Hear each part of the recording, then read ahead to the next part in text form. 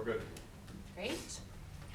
Okay, it is 5:39 on December 18th, 2024, and so we'll call the DEI subcommittee meeting to order. As I mentioned before we turn the tape on, Jennifer Lima is absent today, and so I will oversee the agenda and run the meeting. And so the first thing that we will do is roll call, and so if everybody wants to just go around and say their name and kind of what they're representing within the district, that would be great, and then we will officially get started. So Rob? Rob Mezzanotte, Assistant Superintendent. Sally Davidson, Equity, Belonging, and Community Engagement Coordinator. Shivali Finkelstein, Principal at the high school. Okay, Erin Earl, School Committee Chair. Mary Lowe Presti, Parent Advocate. William Moss, NKHS Junior.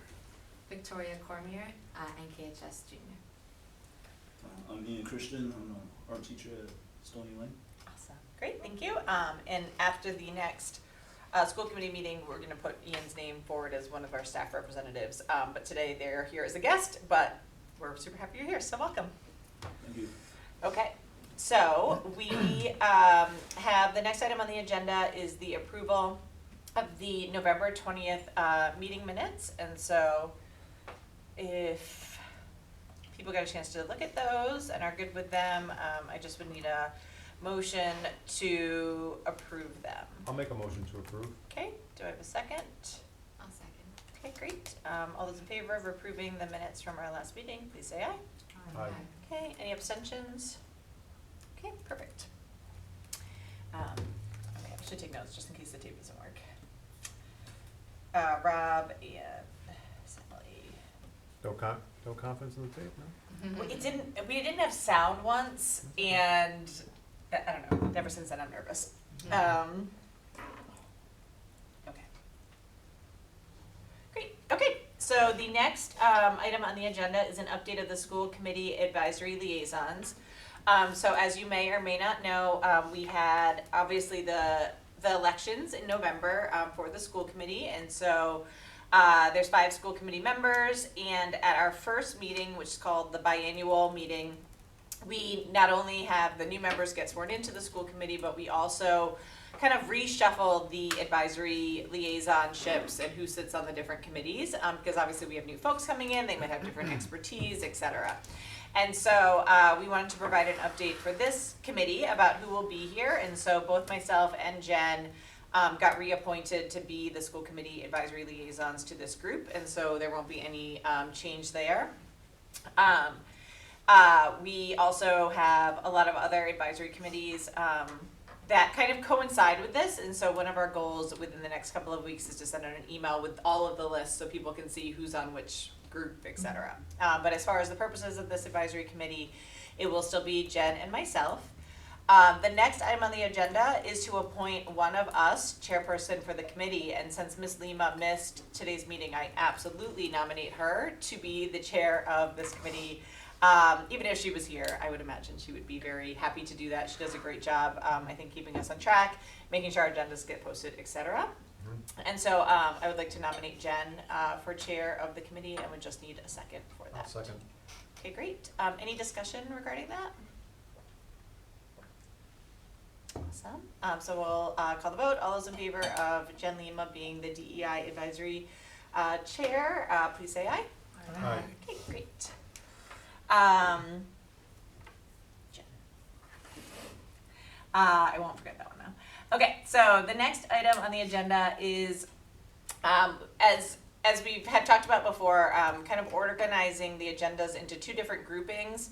The goal is to get through all of it, but also we know we won't get through all of it. But with the Open Meetings Act, one of the rules is if it's not on the agenda, you can't talk about it. And so what we've tended to do is try to put pretty long agendas together, but then also for community membership and also the membership of the committee, organize it so you kind of know what we're going to prioritize, especially if people have a specific interest in a topic. And so as Rob has the agenda open, you'll see Group A is the first things that we're going to approach. And so the first item on the agenda is to discuss the March 2025 PD planning update, and I believe Rob, Rob or Sally, whomever from the administration wants to, will give us an update on that. And then Rob, I'll also defer to you on item B2 if you want to hit that one as well. So Sure. I'll start and then I'll kind of toss it over to Sally to get into the more specific work. But just in a larger sense, with the March 2025 PD planning update, we have a district-wide professional development day coming up on March 28th, and obviously this is an important day for us. And in the context of what we've talked about on this group around professional development, it's obviously a day where we want to make equity a focus of our professional development activities for that day. So in light of that, we've begun making preparations for how that is going to shape up on that day. We obviously had some very rich discussions here in this group around the direction, the content of that day, and also the format which we follow to present. We had some, I think, very valuable discussions and data that was brought forward to us. That was a continuation of last year. And I know that one of our practices that we always try to follow is to make professional learning coherent and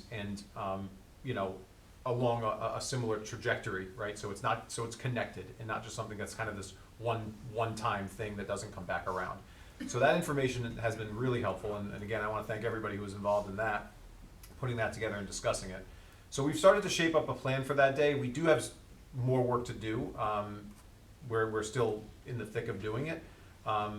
Sally has been incredibly helpful to this process, and having her in this role has been incredibly helpful to this process. And I'll let her talk a little bit more about sort of the format of what we're thinking of right now, and then maybe we can all, you can all weigh in and provide your input and feedback on where we are. So, Sally?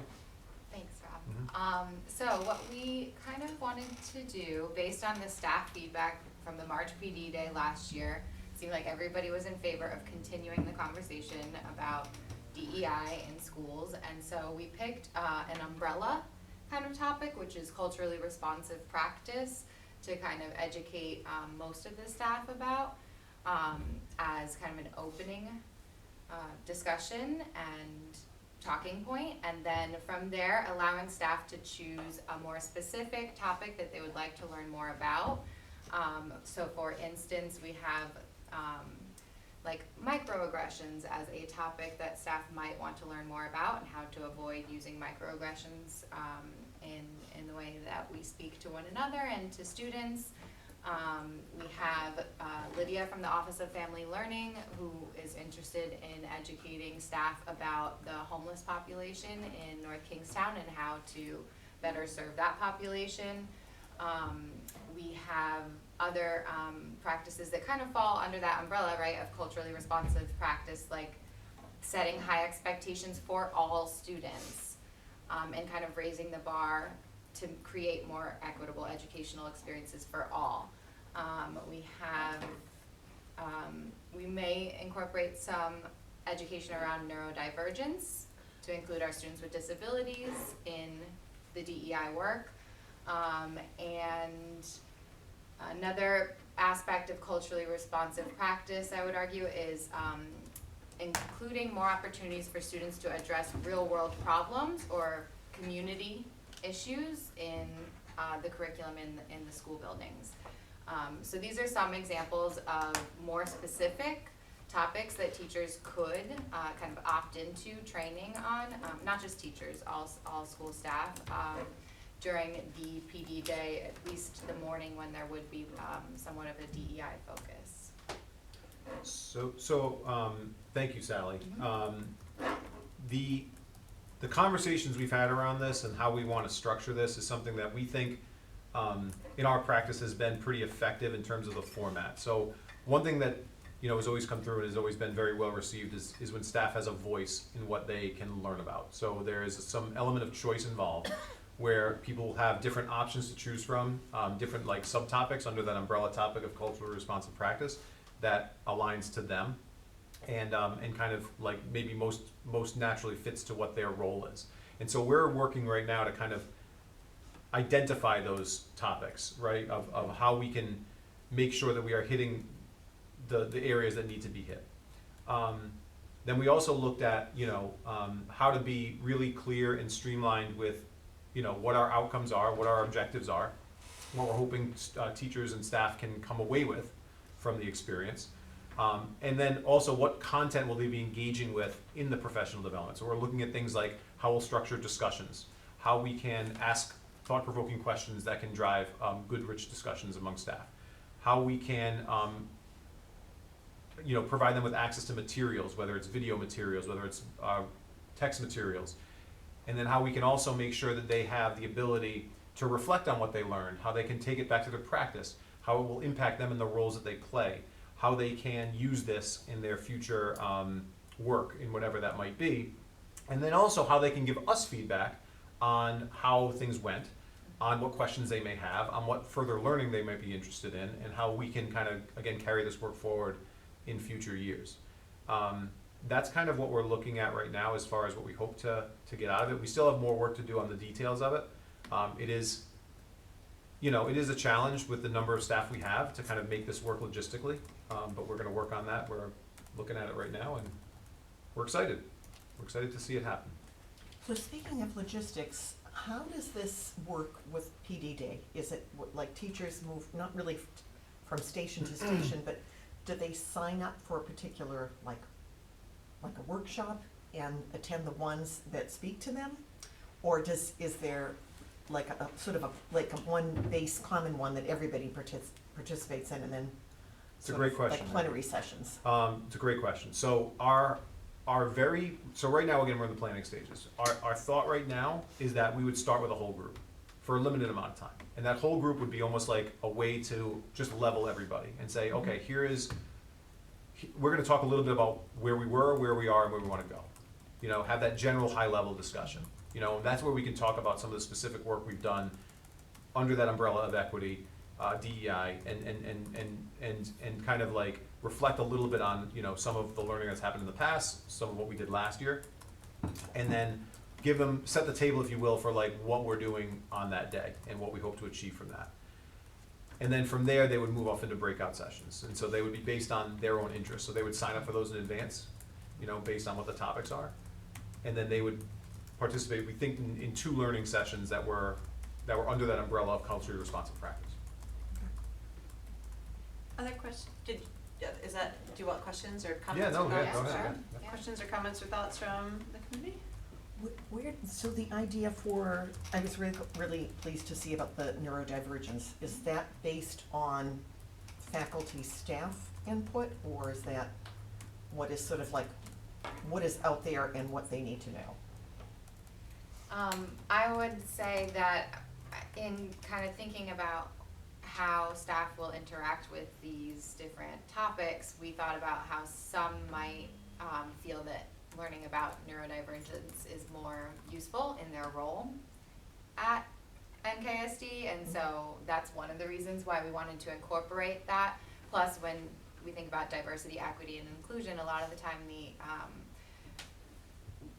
the inclusion of students with disabilities, right, is an area of focus, and so those were the 2 main reasons. You want to add anything to that? No, I think that covers. I mean, in general, the concept of DEI, equity, inclusion, all those things definitely includes under that umbrella neurodivergence. Mm-hmm. It's a very relevant topic. We all know that. And we definitely could use continued work in that area, for sure.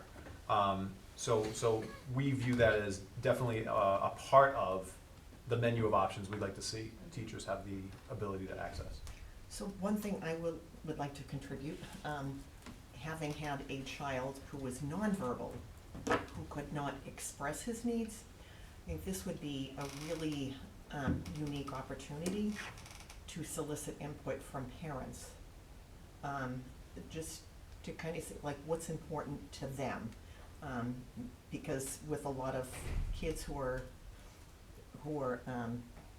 neurodivergent, they may not be able to express that. What are their needs? So if there was some way that we could include parents and potentially maybe some overlap with the folks through our NKCLAC. I think it's a great idea. So however that can be done, and So maybe that's something we could kind of put on Rachel's radar a little bit with the CLAC I'm group. on that one too. Yep. Okay, yeah. So I'm happy to cross that with Rachel. Thank you. Thank you. and then if you Great. want, because I've had some interaction with some of the parent leaders, I'd be happy to share, so. Thank you. One of my questions was, I think, and I had to dig deep to remember like this from grad school. I think with this pedagogy, will there be in one of these topics like the examining your own biases piece? Like I feel like that's the one of the core functions of this one, right? Yes. Okay. So where would that fit in? And I know it's so early, like it's December, so I'm not expecting that you have. I'm actually impressed you're this far, to be honest. At my work, we are not in January yet, so.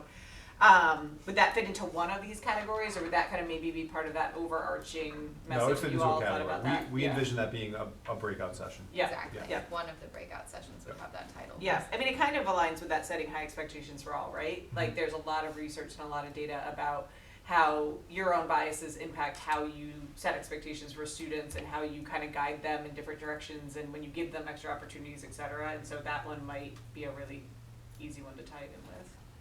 Yeah, I mean, you know, just from the early stages, I think we can see that there's going to definitely be overlap with some of the discussions because they are related. You know what I mean? You can, when you talk about microaggressions, when you talk about implicit bias, when you talk about there's a lot obviously of bleed into one or the other. You know, but we do feel like they all can obviously make a big impact. Thoughts from anyone else? Victoria, William, any thoughts? What you want your teachers to learn or staff to learn? Or questions?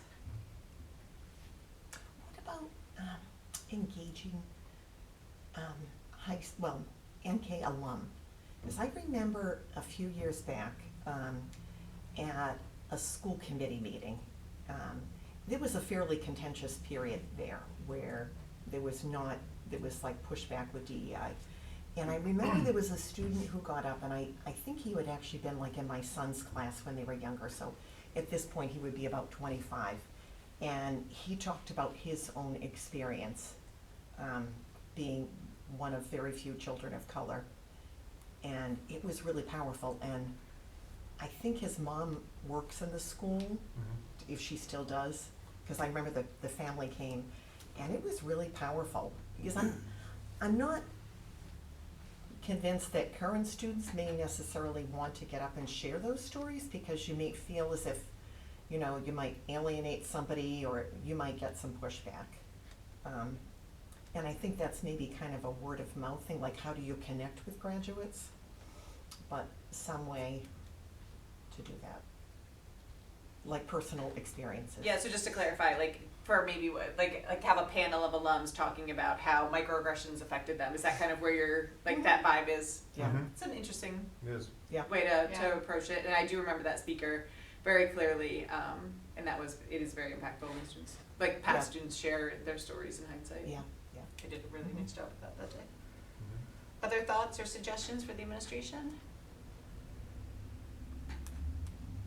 I think one thing that I would hope that we would have maybe this year is, and I'm glad it's connected to last year, and I'm glad we did the work with the sticky notes, is trying to think about how like we can get more to like a learning space, but then like an action space. And I know it's so hard when you leave a training like this to continue that work because you jump right back into it and then you're into it. And so maybe just when you're thinking about your design, thinking about like what work can be done in that space. Like I did a quick like Google of it, and it was talking about like having you like assess your there's like questions you can ask yourself, right? And like how workshoppy it might be versus talk at, because I feel like if they're working on plans or thinking about things in the space, like it's more apt to actually translate into the classroom or into the space that they're in. So just something to think about, because we don't have that many opportunities.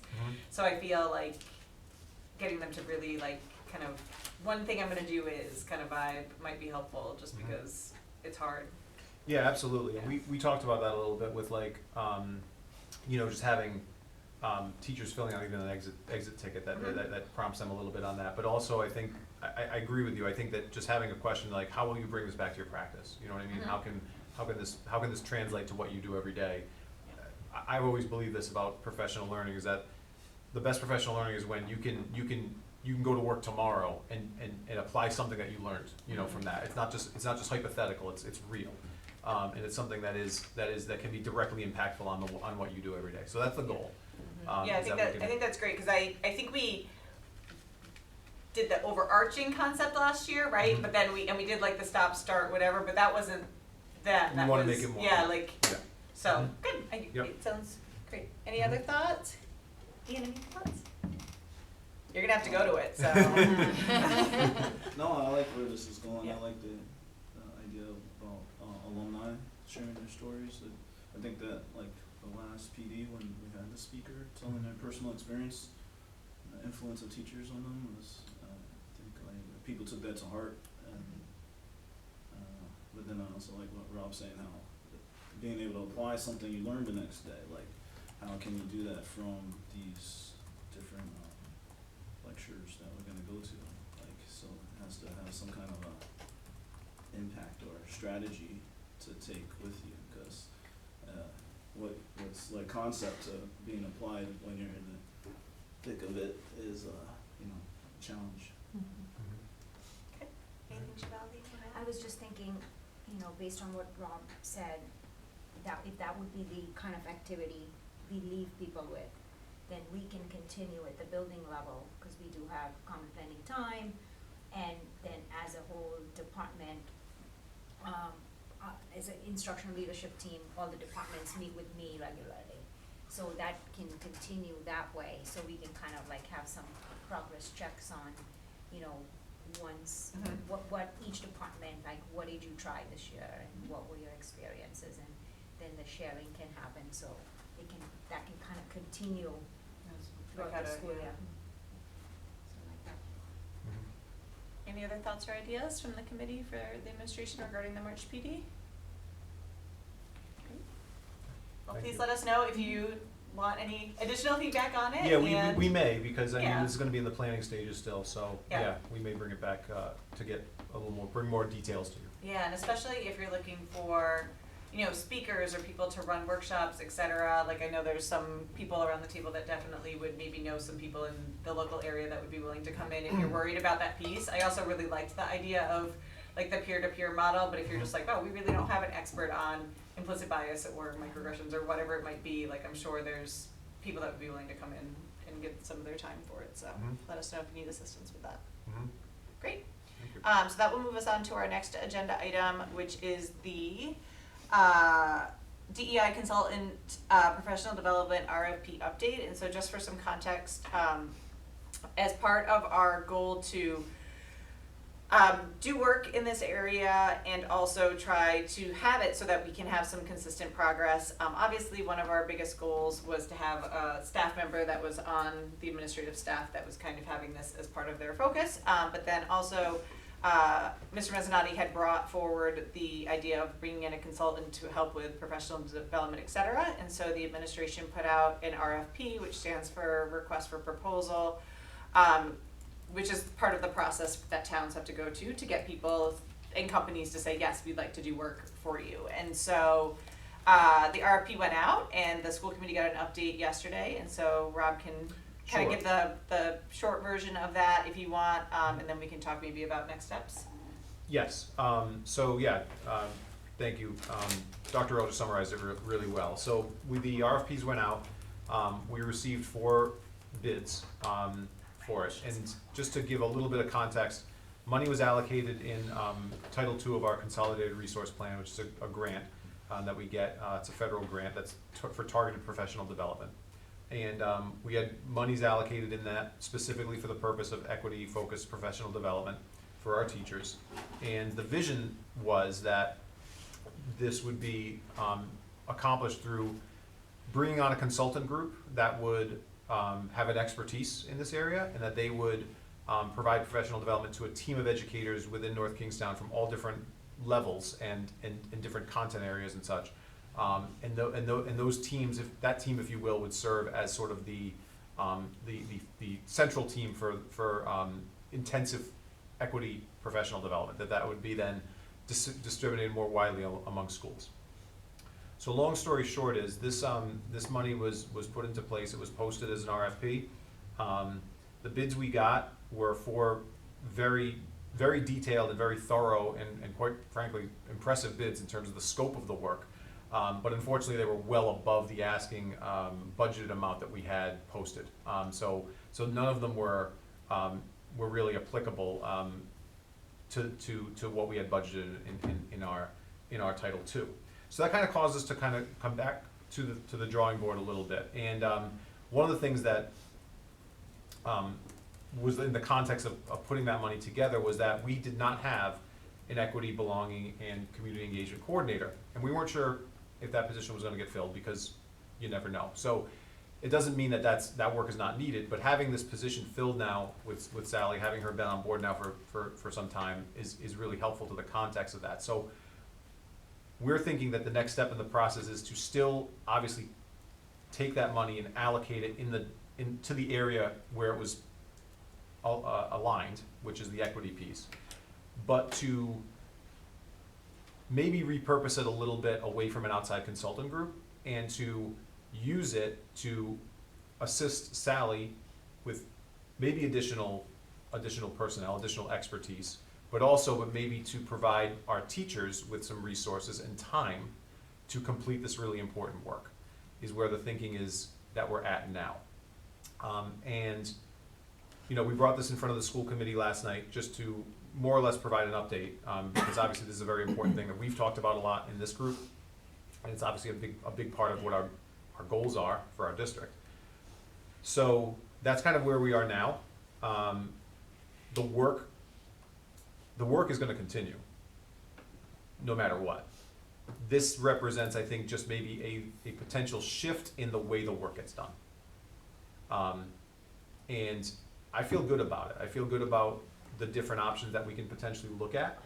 I feel good, obviously, especially knowing that we have a person in our position who's been here now for a few months or so, a couple months. Yeah, a month and a half. Month and a half, I was there you gonna go. say, I don't think Okay. it's been 2 months, Yeah. Rob. All right, maybe I'm shooting high there. Right, Okay. right in But- Sally, it's Whirlwind, great. whirlwind, Okay, but yes. but in any event, my point is that I do feel like Sally is capable of leading this work, and also we have the monies there to support her in the work. Okay, and support her in the work with additional expertise, with time and resources, and so on and so forth. So that's kind of where we are there. So we can open it up to questions or comments from the committee. One thing I did want to note is that all of the RFPs are public. And so if you were curious on what companies bid on them or what they had included in their proposals, if you just go to the school committee's agenda, which is on our website and on the Secretary of State's website, you can see all of those documents. Just if you're curious, all of that stuff is public. So we'll open it up to questions or comments from the committee regarding that. One question I had, Rob, was timeline. Yeah. So when does Title II money have to be spent by? It's got to be spent by the end of the year, by July 31st? Yes, yeah. July, I mean, By June end of 30th? school year, yeah, June 30th, yeah, Cool. yeah. So that's why we wanted to kind of move this ahead, you know, and that's why that's why we want to move this forward and really get going as far as how we're going to explore specific steps we'll take between now and the end of the year. Sorry, Sally, did you want to give any additional context to that? I just realized I didn't offer you that opportunity before we ask questions. No, I don't think so, because, I mean, that is a goal that you guys had, I think, before I arrived, right? And much of the work on deciding how to allocate the funding was, I think, decided, or you had ideas about how to do that before I arrived, so I really feel like the committee, I wanna follow the lead of Rob and the committee on how that's, yeah. We're shifting though, in a good way. And, Yeah. and I think to Rob's point, it's great that we have the money. It sounds like a lot of money. It's not that much money. It'll go very fast and very quickly depending on what we do. I think my biggest perspective is two things. One is, I definitely would encourage us to think about with who we might need that we don't have, right? Like there are so many content experts and so much work out there about this topic. And so thinking about what would be most impactful to bring in. But I also really liked your thought, Rob, about like giving the teachers the time. And I know that's the biggest challenge that I have seen, not knowing K-12 like you all know it, is that to get a teacher time or a staff member even time to learn or to do the work, you need to get a sub to cover their courses, or you need to give them compensation if they're doing it outside of their work hours, which I completely believe in and support, both of those things. But it's very hard to get them that time or to do those things because the learning and the work still has to get done. And so I think what I heard from the teachers on the day we did the March PD was that they just wanted time to spend with each other talking about specific topics, like all the 5th grade teachers talking about how are you teaching about racism in the social studies component, and so I think that concept of just figuring out how to give them some space and also connect them with things that they want to learn more about is really smart. I also think there's a lot of online virtual resources out there that everyone's journey is a little individualistic, and so there might be some opportunity to give them some agency and some choice in what they want to learn about too. So it always doesn't have to be like everyone has to do X, Right. So I'm sad that we can't bring in someone, because I think it's good sometimes to bring in an outside perspective, but also I think it's December, like we need to spend this money, and I really hope it'll have some impact. Other thoughts, questions, comments about the Title II funding and kind of the path forward? Is it possible to do like a revised RFP, like to scale back some of what they do, or is it just they come in this sort of a package? I don't know how this works, and It is. are It's a these very good companies question. Yep, it's a very just good question. doing like DEI work, or what types Yes. of services do they provide to the schools?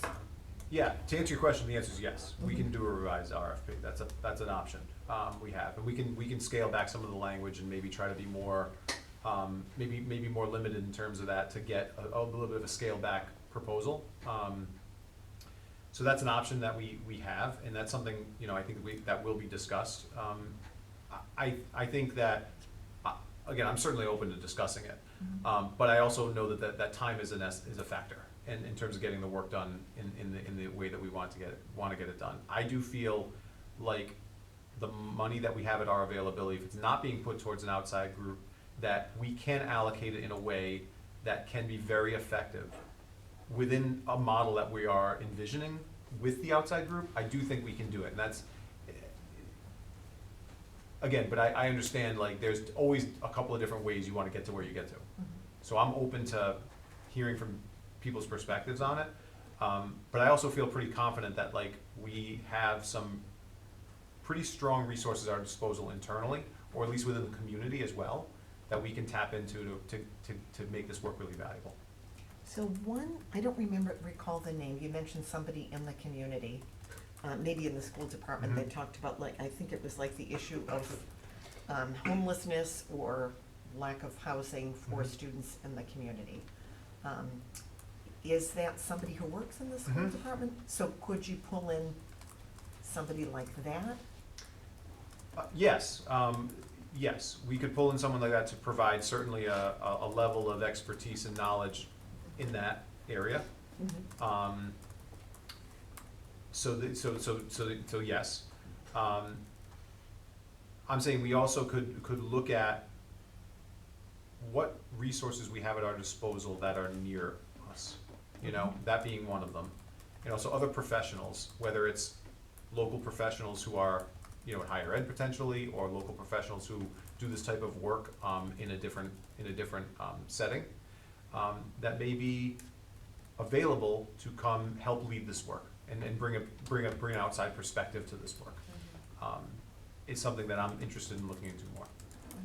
I do think another thing too, and this has been a shift in mindset, is compensating the internal experts that we have. And so if they are putting together something and using time outside to do that, like a small stipend or something to acknowledge like the time and effort that it took to do that and the appreciation for their expertise is something, I know there's probably union stuff with that, but just thinking about that piece as well. Yeah. I think sometimes we overuse our content experts in some areas, so just something to think about. Absolutely, and I think I look at that as like being a potential creative solution. You know what I mean? Thinking a little bit differently about how we can make the work happen in not the most traditional way. Any other thoughts on this piece? One of the potential topics, I think you might have mentioned, Sally, maybe it was you, Rob, getting students involved in solving like real world problems. I like that a lot.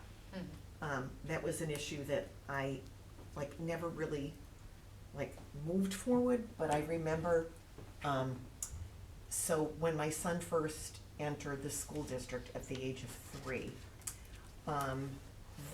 my son was pretty profoundly disabled. He actually did not attend school in person until he was 5 years old.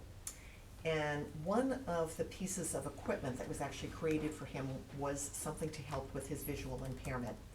And it was actually created by the husband of his at-home physical therapist. It was made with PVC piping. And we said, this is something like that could be made by students in, I'm gonna call it like wood shop, which I don't know what the name of that is now.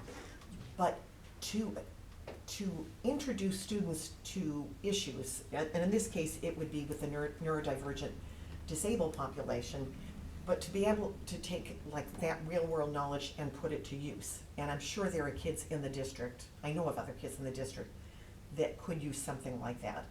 And that really gets me excited because it's almost like, sort of like a pipeline to like senior projects, you know, students do something and maybe it could start a little bit earlier. Maybe it's something that could start with middle school students. So I think this is a great start what you have here for the list. It's a lot. It doesn't look like a long list, but there's a lot of depth to it.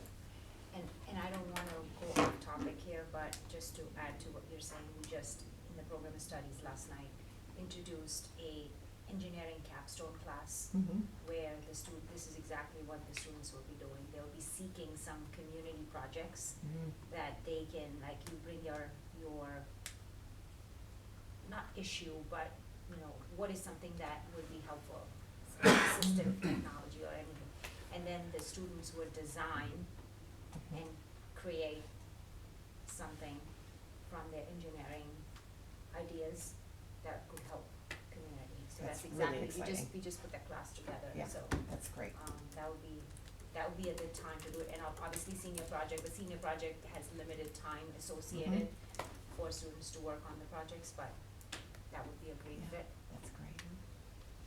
Okay, so it sounds like the administration for the RFP will be thinking about how best to spend the $26,000, and then obviously we'll be keeping this committee updated and then the school committee updated. So we look forward to hearing more. Okay, let's move on to the next topic, which is review and discuss the equity audit recommendations. And so that is that spreadsheet, I think. I think it's main file equity audit recommendations. Do you need me to bang you on it? I'll just, yeah, I will. Hold on. Main file. I just sent it to you again, so it'll Alright, pop in thank you. your top of your thing. My team and I created a word, we call it Bing. We thought it Bing? was real, I guess it's not real, but it works, you can have it. Like you bing me on it, like when you resend it. Bring Yeah, just pretend it's normal, it'll hit for you, I promise, you'll There it is. start using it, yeah. Bing. Okay, so as a reminder, or maybe new information, we had an equity audit done over 2 years ago here in the district by an external company. They were just finishing up their recommendations when I came onto the school committee in 2022. Since then, we've been implementing some of the different things. So obviously this group worked on things like the equity vision statement, which we'll talk about a little bit later, et cetera. But in that list, the company had given us a pretty wide breadth of things that the district could do based on the outcomes of the equity audit. And so this document has a couple tabs on the bottom. So this first tab is just literally a list of all of the different recommendations. You'll see on the first page there's some scores there. The committee, the advisory committee previously had kind of gone through and rank ordered the different recommendations based on either how quote unquote easy something might be, and then also, or how impactful, and then resources. So that's kind of where those scoring came. Then Rob, if you don't mind going to the top five, then you'll see a list of kind of some of the top five items that kind of from those rankings kind of bubbled up for the group. And so some of them we've been able to make some progress on. So create an NKSD equity vision statement is one tangible thing that this group did, recommended to the school committee and got adopted or approved. And then also there's some other things on there that we still have some work to do, like increasing opportunity for student voice. That's one that I would say we've done a little bit. We've added students to a lot of the advisory committees. We've done some surveys to get more student voice, etc. We've been inviting students to school committee meetings, but I think there's a lot of opportunities and ways that we could continue to do that. And then we had regularly monitor discipline data. We actually ended up creating a whole temporary advisory committee for that. And then there's some other ones like the equity community plan, and then also where's the last one? Some of them are kind of repetitive. That's what I'm kind of. This is mandatory, is that the one? Some of the professional development stuff, yeah, as well. So anyways, this document we're actually moving on from fairly quickly because we have another version of it next. So then 2 meetings ago-ish, we had created this document, that one, yep. Where we had outlined the original goal, kind of what we had accomplished in 23-24, some potential goals that we could do this year. And then this committee started tackling some of these tasks, and so a great example of one thing that we were able to move a little bit more forward was collecting the sticky notes that the staff had written on at the professional development opportunity and collaborating all that information together. And Sally had presented that to this group last time. So with that said, also Will and Victoria had worked on the survey, which then we got a little circled around on because of just thinking about the implementation of that and what it would do as far as the information, etc. But I think what Jen wanted us to do today is take a look at this again, because the more we look at it, the more likely we are to achieve some of the tasks, and think about kind of the approach to what we might want to do on this list. And so I know the first one, I believe that you all had kind of narrowed in on, and my apologies, I missed the meeting where you kind of divided and conquered this, and so if someone that was here, if I mess this up, just correct me. So Rob, if you don't mind scrolling down to line 16. This is one of the, you got it, yeah, that pink one. So this is one of the ones I believe that you all, per watching the video and what Jen told me today on my way here when she told me not to mess up her meeting, she said that you all had focused in on a little bit, and so I thought we could start here and just talk through some things. One thing I did want to remind this group of is this group is advisory, and this is literally the hardest part about being an adult for me, is being on advisory boards, because advisory boards really are meant to advise and give advice. And so although we are welcome to do work in certain aspects, really our goal is to figure out what should be done and then advise the school committee that that is a priority, and then the school committee with either policy or budget or with working with the administration figures out who does it. And so that part's annoying to me because I'm a doer, but it's just something to think about, that it is not our goal to solve all these things or to fix all these things. It's our goal to advise the school committee on how they could be fixed. So just, I have to reframe that for myself a lot, but also I think it's good to reframe it for ourselves. And so I'll just start by kind of reviewing these, and then maybe we can think about what some of the next steps are on them, and figure out if there's anything official that we would like to recommend to the school committee that could go on their next agenda. And what that would look like would be the DEI advisory committee, voted unanimously or affirmatively to recommend to the school committee X. Does that make sense? So for this particular one, it was the mandatory professional development for administrators and teachers, as well as learning sessions for students. And so again, that original goal came from the equity audit recommendations. In 2023, we know, as Rob and Sally were mentioning, that we had that one. And then these 3 were ones that, for lack of a better word, I just randomly drafted for us to start somewhere. And so item number 1 was the thing that you all worked on, which was review the follow-up notes from the 23-24 DEI professional development one. So that one's yay, done. Item number 2 was conduct an audit of the 23-24 professional development activities attended by administrators, teachers, and students. Within 3 months of the start of the school year, create and distribute a survey to gather feedback and data of these experiences, including questions about what additional training opportunities they would like to see. Summarize these findings and present them to the school committee by December. Again, made that up, right?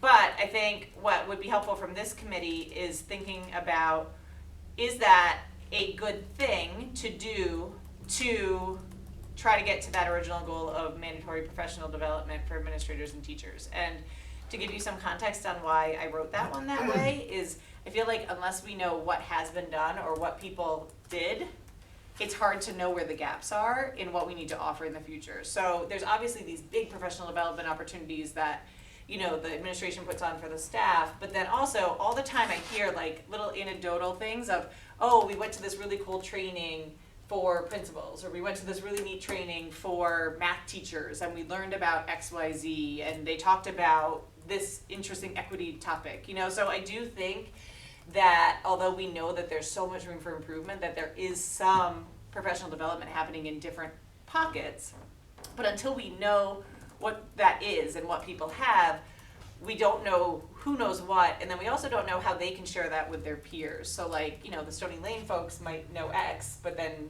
Forest Park might not know it. And so that was my thought on that topic.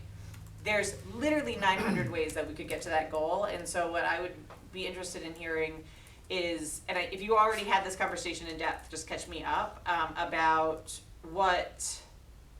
where we are kind of and where that got assigned, and if we think that that is still a productive thing that we want to do, because I see some notes about Robin Shavali thinking about that piece, but then I know we were talking about the survey for students and whatnot, and so kind of now that I explained that piece more, if we want to change or shift, or if you all want to go a completely different direction as far as like what we think might make most sense.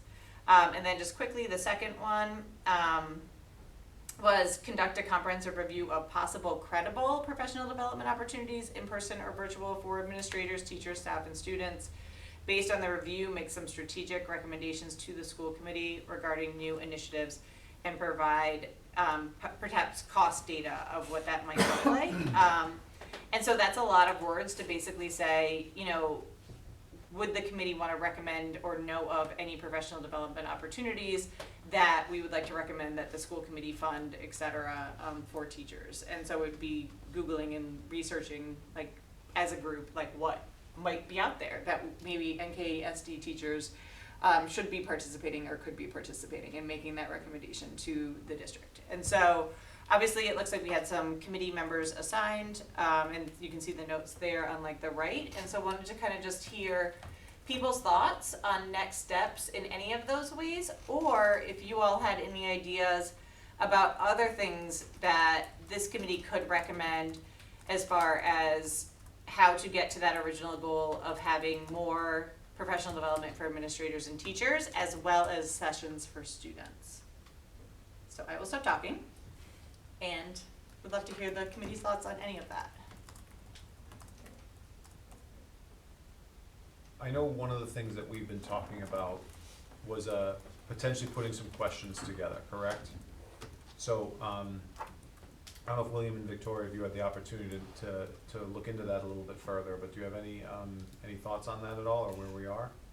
So we came up with questions, and we were going to meet with student union today, but the meeting got canceled last minute, so we didn't get any feedback on it. But we are working on the questions, and like we said last meeting, we're making them solution based. Yeah. So it's like kind of easier to like get feedback instead of like the original plan was to ask like 8 questions.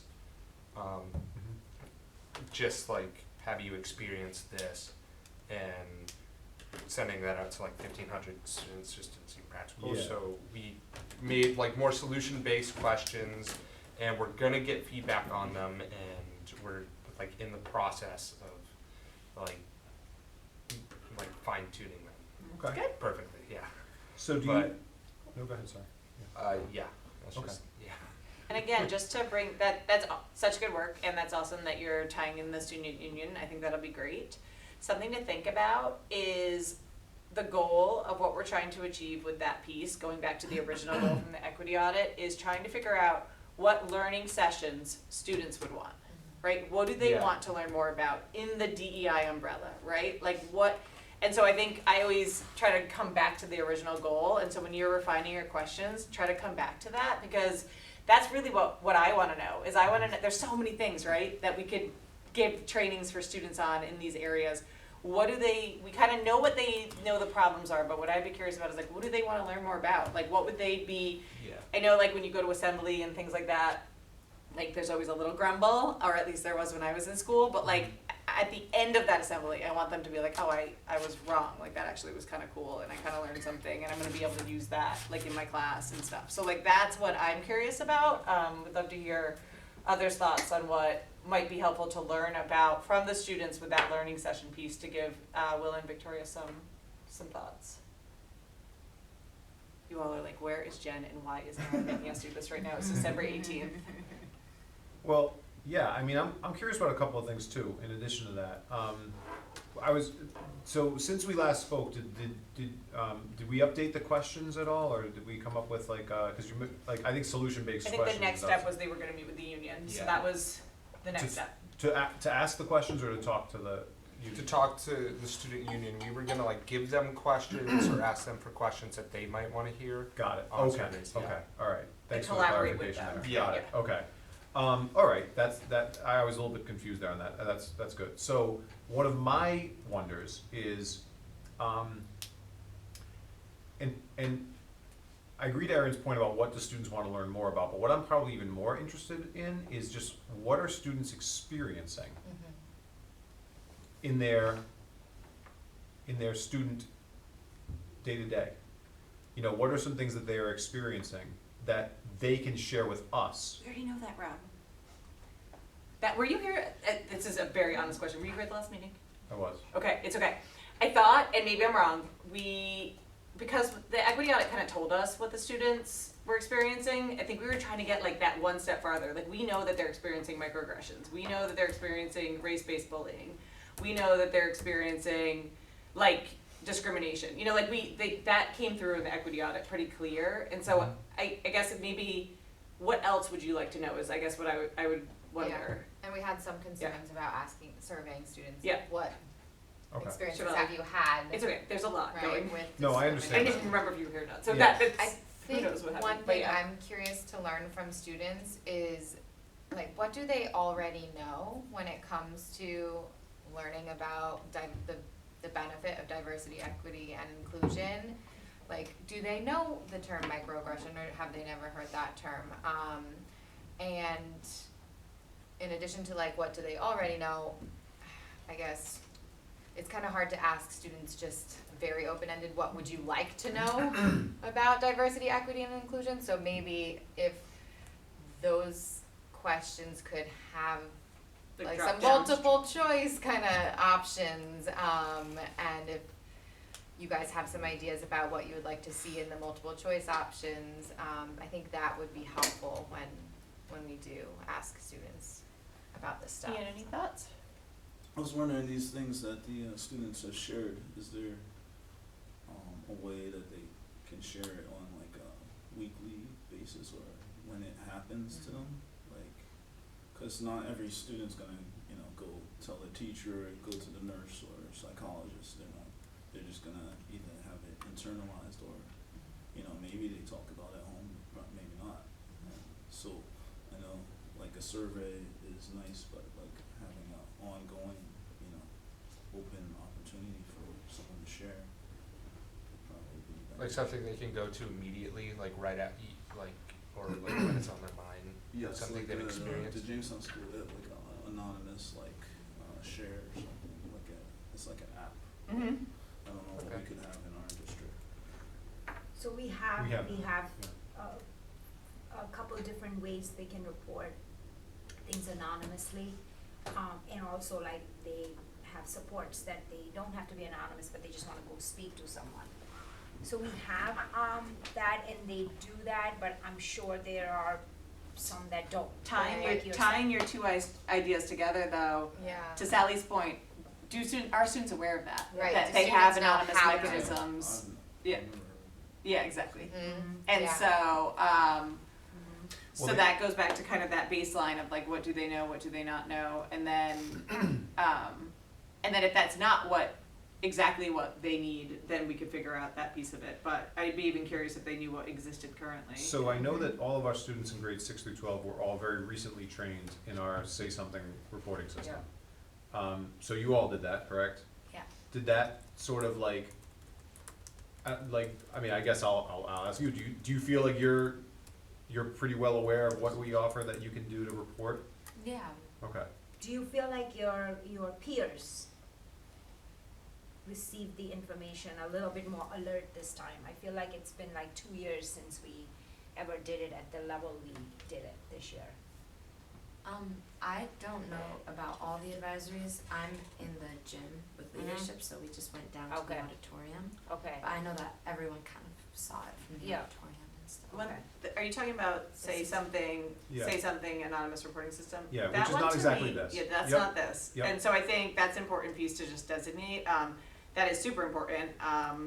It's the anonymous one about school violence and school violence prevention, but like I would not, if somebody, did a microaggression against me, I'm not gonna put that in that mechanism. So is there something else beyond that students have access to? They do, but I don't know how aware of that they. What is it? The bullying form. So they have the bullying form. Yeah, That's on our website.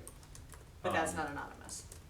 I'm pretty sure. No, it's anonymous. It's anonymous, Okay. yeah. We did change that. And can elementary access that? It's a great question.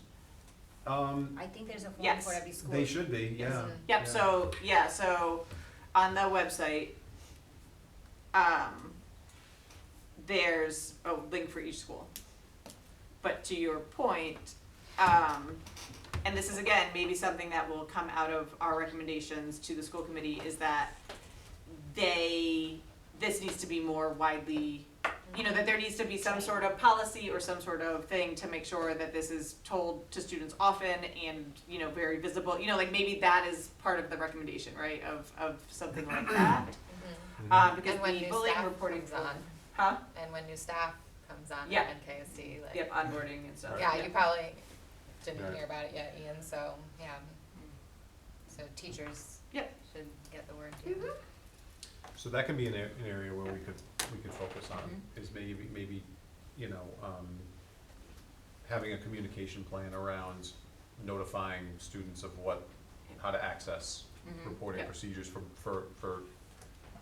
bullying issues or issues related to discrimination or harassment. I can tell you just as a high school administrator, we get more one-on-one from students than forms and stuff like that. We will get a few forms every so often, but they are like on a daily basis. We will have students come to the dean and say, "Can I talk to you for a minute?" Like that happens consistently. And we do have at the high school, we do have a dean for 2 grades. So it's very personalized and they have a person they Yeah. can speak to. In Newport, they have dean. Yeah, we have deans and that's really that person that they have a relationship with, that they feel safe, to come talk to. Yeah, it's like a combination of like discipline, but also like psychologists and Yep. liaison to the parents, so it's like, it's a different experience, you Yeah. sign, you go in there. Great, so that's great conversation. Let's just circle right back to anything else that we want Will and Victoria to know about what we would like to know from students to go towards the main goal of listening like what we would be providing for professional development for learning sessions for students, because that's the recommendation, right? So the goal is, success for us is when the administration and the school committee give resources and provide a PD for students in this area, right? So what else would we wanna ask or know to be able to know what would be meaningful in that area, and to make sure that we're including student voice and not just saying, oh, we think students need to learn about this, but we want it to come this way, right? We want students to say, we want to learn more about this, we see this and we don't know how to handle it, we see this and we don't know what to do about it, right? So that's what we're trying to get at, and so does that make sense, like, to you all, is like you refine and think about the questions you might wanna ask your peers?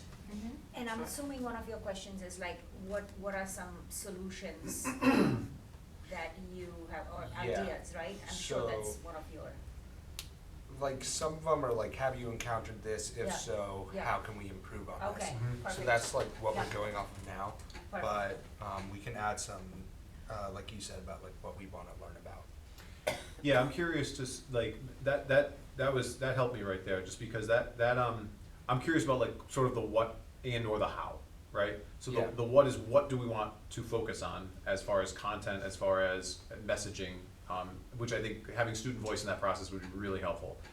The thing that I'm probably more maybe stuck on a little bit is the how. And that can be something where getting student voice for that as well would be I love helpful, that. because, you know, Dr. O referenced like an auditorium assembly type format for students. I'm generally speaking not a huge fan of that. For some things, yes, but I could see that being maybe problematic with a topic like this, because it's not necessarily the best setting to address a topic like this. But that's just me thinking out No, loud. I like the idea of Um, asking them how they would like. Yeah, like how would yeah. how would this best be delivered? You know, I think is definitely something I'd be curious to see what they had to say about. Yeah, like, would they like it in an app and do it individually? Do they want small groups? Do they want a big Yeah. presentation? Do they wanna watch a video? Like, I think that's where we could help cultivate, like, the drop-down list. Okay, so I think it sounds to me like we're all kind of on the same page of what we're trying to achieve. And so, for the next steps, I heard Victoria and Will say that they were gonna talk to the student union just to get their thoughts on what they might be curious or want to learn from this process about what PD to deliver to students. Is there a member of the administration that might be willing to liaise with Will and Victoria as they develop the questions before they bring them back here? So I don't wanna. Any I would of you love three? to, yeah. Do you want? I'd love to help? see them and help you guys, but, I mean, I think all of us would, so.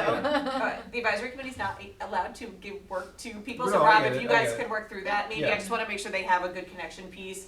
And what I think would be great is with collaboration with one of the three nice administrators here, for the next meeting, like coming with like a 90%, like we think this is really close, and then the committee Yeah. can give some feedback, and then we can get it out after the new year. I think that would be really awesome if we could move forward and get something out before February. So you all can correspond right with me. Yeah. You know Yeah, what I so mean? email Rob, yeah. I'm not in the building obviously, but like if you keep me up to date on email, I'm happy to work with you. Okay. Yeah. Okay. Thank you. Yep. Okay, so that's cool.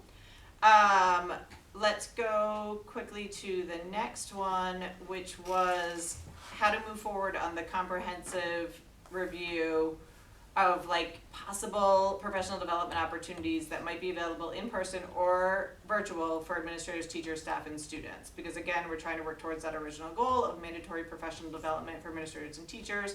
Obviously, at the beginning of the meeting, we heard from Sally and Rob about what was planned in March, but then also the fact that we have an opportunity to spend $26,000 in this area.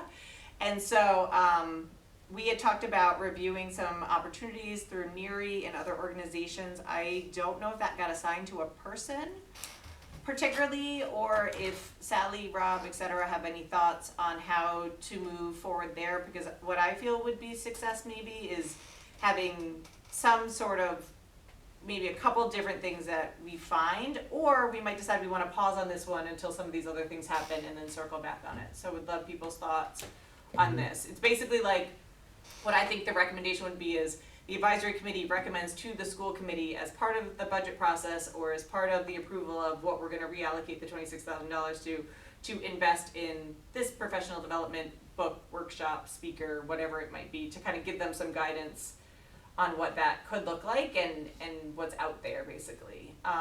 So would love, especially Sally, your thoughts, but also anyone on kind of how to move that one forward, or if we just wanna pause on that one for a minute and wait until we know what the students want and as you all work forward on what you're doing in March. So we could go either way. I'm not trying to lead, I don't have I don't know what the answer is, so.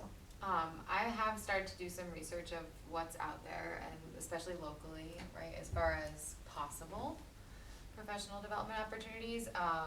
But yeah, I think the funding piece is a little outside of my wheelhouse, so I can continue to look into what's available, and then Great, so what I would recommend if that is what you're willing to do is, have you continued to do that work, maybe compile like a 1 or 2 sheeter for the advisory committee? Yep. Nothing wild, but just kind of a review of what you've learned. And then also I'd recommend if the committee knows of anything, knows of a great speaker they saw somewhere, knows of someone that they're friends with that is really talented in some certain PD area that might be applicable to K-12 students or staff, to email Sally that information so that she can add it to her list. Does that sound like a doable, tangible thing?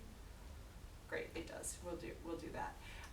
And so maybe at our next meeting, we can put that on the agenda for you to just toss out and get some thoughts from the committee on just kind of what's out there, and what's available to our staff and students, and then kind of maybe and you don't have to have like the exact fiscal impact, but like some things you might be like, oh, NERI offers this for free, and all we actually need is the time for the teachers to do it, which is still money. Yep. Or it might be, this costs $20,000, but seems really, really cool. You know, like there's gonna be so much in between there too, so I think that would be super helpful to kind of just get a little bit of a pulse on that. no problem.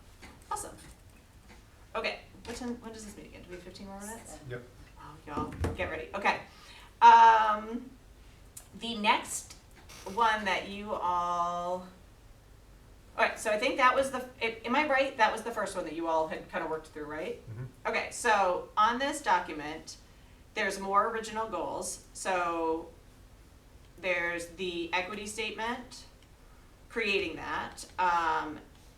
And so we'll kind of just start at the top for a second because I'm going to prioritize that one for us because I can't have worked that long on something and not have anyone know about it. So Yeah. selfishly, we're I was going to talk say about the this. same thing, yeah. Okay, No, it's so not selfish, I think, yeah, that's a good. there's lots thing. of really Yeah. important things on Yeah. this list, but we're going to start there for a second. Yeah. Okay, so on the very top of this one, the original goal was to create an equity vision statement. Yay, we did that.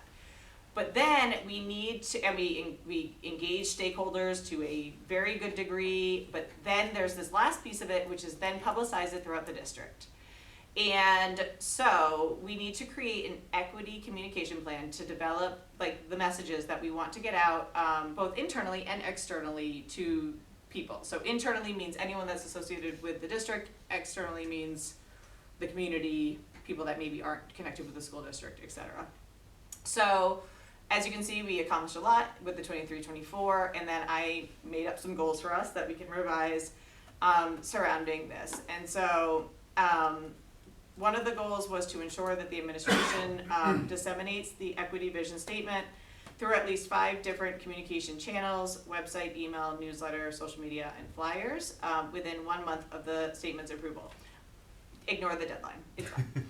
Another idea that I had put forward for us to consider was to ensure a progress rubric for the equity vision statement is created and posted on the district website that outlines key actions and benchmarks and outcomes related to the equity vision statement within 3 months of the statement approval. If you all remember in our conversation, we had talked about how we didn't want it to just be performative and that we had put in some really specific language about what we wanted to do, but we need to kind of show the community that like we're doing those pieces.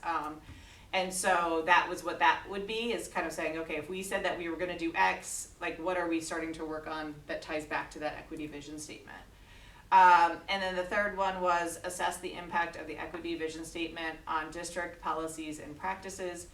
Conduct a survey to gauge awareness of the perception of the equity initiatives 6 months after we put out the vision statement and analyze the results. So basically, it's kind of a check-in on like, okay, we sent it out, but like, do people really know? Did that sink in, or do we need to do more kind of vibe? Again, I don't know when I wrote this, but I just made them up, right? Like, there's so many other ways that we could do to publicize the equity vision statement throughout the district, and so those were the goals, and then I wrote in column E what the initial tasks were. And so one was to create a list of different ways which this committee could talk through.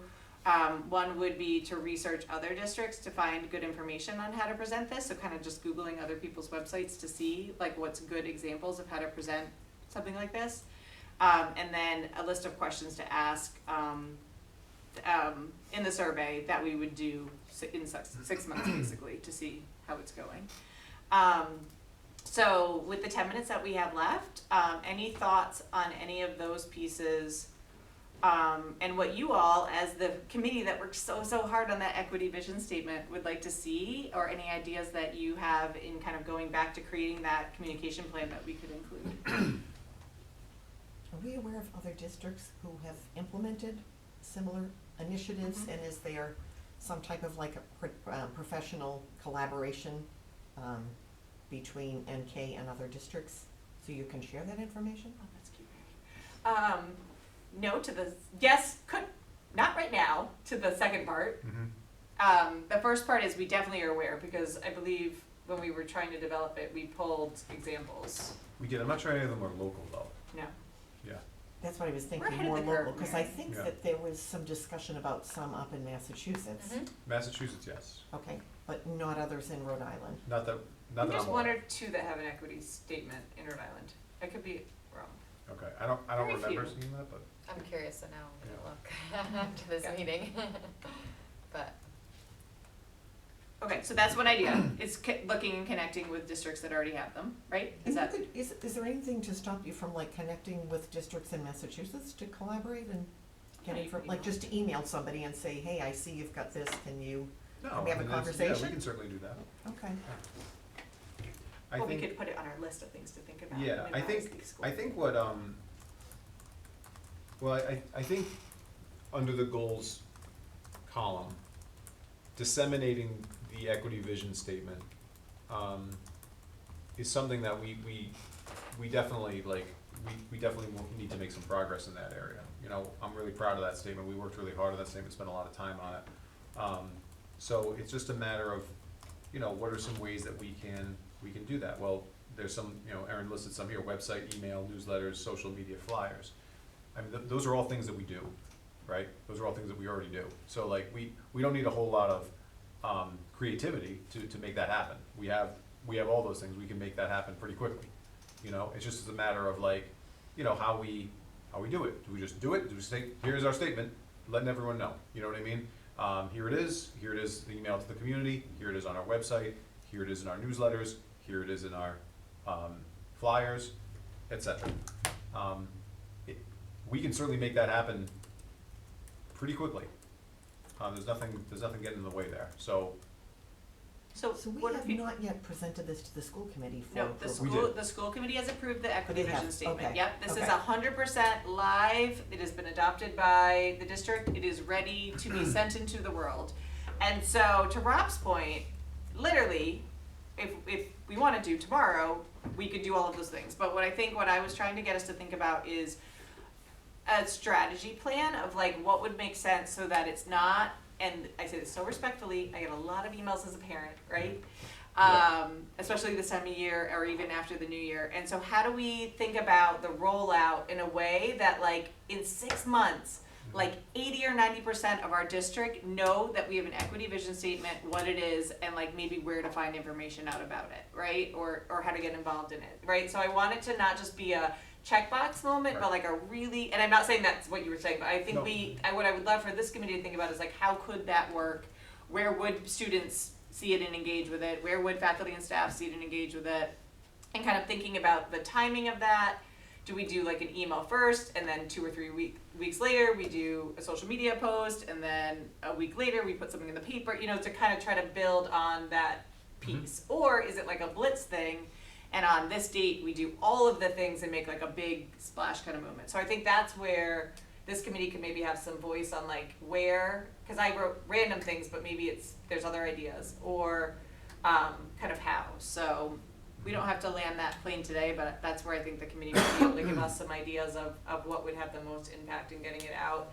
And like, I don't know, like especially for the students, like where do you, like I know we talk about the spine a lot, right? So like what would that look like in the spine? Like what would be impactful, you know, or at the elementary schools, like where would the students see that and wanna, and be able to read it, you know, like what would make most sense? And then what the advice might look like, or what it might say is that, you know, this committee would advise the school committee on like a need for resources or a need for, you know, something. Or it could just be setting up to the school committee so that we can ask the administration, because although we have 3 very nice staff members here, they have so many priorities, and so we do want to make sure things go through Dr. Dupa as far as like getting things assigned to staff, especially if we're asking the building principals to do things and stuff. Like we want to make sure it's not just us, because there's lots of advisory committees, so we want to make sure everything goes up and over.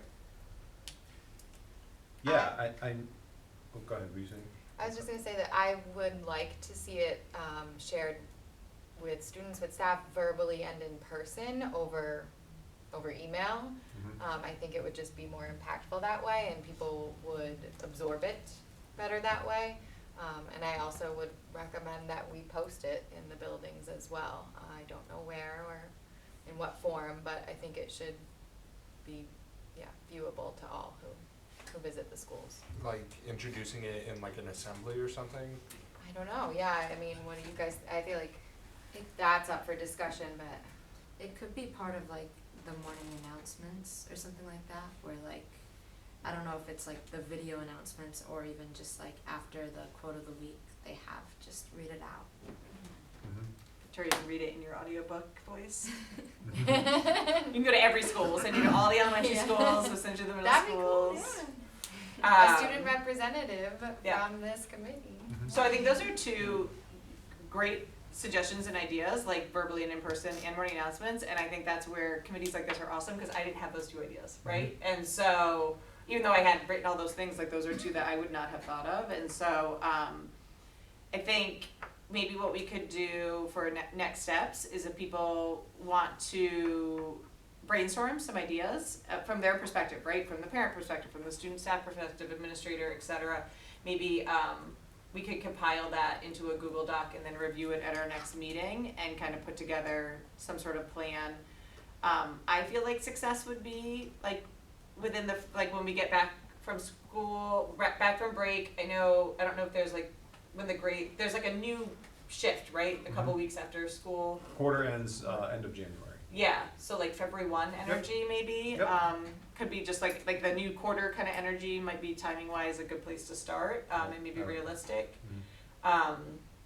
So I feel like maybe the task, I'll have Jen maybe send out a Google Doc when she sends out something from this, and if people have ideas or thoughts on things like that, morning announcements, presenting it verbally, putting up something in the schools, where that might be. I like the thought that you had about the video announcement. I don't know what that looks like, but I can imagine it's cool. Is it like a TV show? They have, for the morning announcements, they play, like some advisors will play the announcements made by like the communications classes and stuff. And that we also have then just like the Pledge of Allegiance and stuff, like at the very beginning of school during first period. And then also, for the, like, thinking about the elementary schools and the middle schools, because we did, we tried to write it so that every grade level could have a pretty good understanding of it. And then we tested it with a bunch of I tested it with some tiny humans, and they schooled me on some things that I didn't know about, so. Okay, so does that seem reasonable? We'll share a shared drive, people can put some ideas on it, and then at the next meeting, we can refine what that might look like with the goal of starting that process, whatever that might look like, in February. I like that. Cool. All right, it's 6:57. You all did great today. Any last? I'm sure we didn't cover everything. Jen's gonna yell at me. So we talked about that.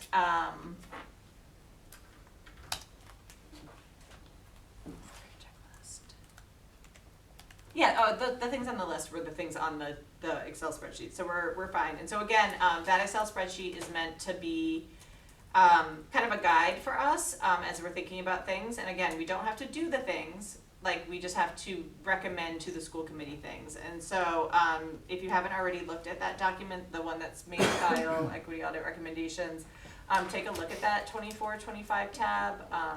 Ian, Jen will make sure it gets shared with you as well. Because like we just want to start chipping away, at those micro goals to try to get towards that main goal, because some of the things are never done, but we want to be able to say in June, like we did this, and this to try to go to that one. So that's kind of the piece of that. If I could, I think one of the things we had talked about in the PD was the progress rubric too, as a conversation piece, around that in one of the March PD sessions is one of the things, so just wanna throw that in there. Yeah, that's something we great. talked about. Cool. So the next meeting is January 22nd at 5:30. And so have a good break. Happy holidays for those who celebrate holidays over this time of year. And really good work today. So, can I get a motion to adjourn? So moved. Okay, second? Awesome. All in favor? Uh, Okay. Thanks, everybody. Okay, thank you.